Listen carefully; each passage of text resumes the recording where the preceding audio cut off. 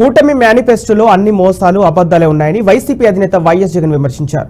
2014లో ఇచ్చిన హామీల్లో ఒక్కటి కూడా చంద్రబాబు అమలు చేయలేదని గుర్తు చేశారు. ఎన్నికల కోసమే మేనిఫెస్టోలో సాధ్యం కాని హామీలు ఇచ్చారని ఎద్దేవా చేశారు. ఎన్నికల ప్రచారంలో భాగంగా నెల్లూరు సిటీలో నిర్వహించిన ప్రచార సభలో జగన్ పాల్గొన్నారు. కూటమి నేతల తీరును ఎండగట్టారు.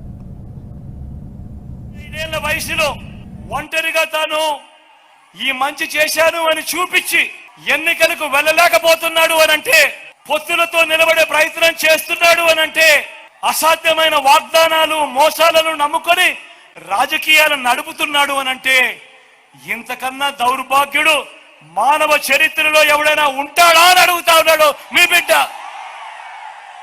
మరో వంక మీ బిడ్డ ప్రభుత్వం కులం చూడలేదు, మతం చూడలేదు, ప్రాంతం చూడలేదు, వర్గం చూడలేదు, చివరికి వారు ఏ పార్టీకి ఓటు వేశారని కూడా చూడలేదు. రాజకీయాలు కూడా చూడకుండా ఒక కుటుంబం పేదరికాన్ని మాత్రమే మీ బిడ్డ చూశాడు. కానీ చంద్రబాబు రాజకీయం మాత్రం ఊసరి వెళ్ళి రాజకీయం. ఈయన బాగా ముదిరిపోయిన తొండ. ఒక పక్క 4% ముస్లిం రిజర్వేషన్లను రద్దు చేస్తామని శపథం చేస్తున్న బీజేపీ పార్టీతో ఈయన జట కడతాడు.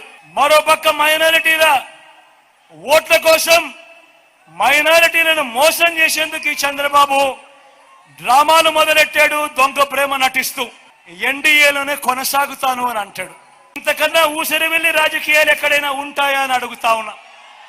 4% రిజర్వేషన్లు మైనారిటీలకు ఉండి తీరాల్సిందే అని మీ బిడ్డ ఈ రోజు తలెత్తుకొని చెప్తా ఉన్నాడు.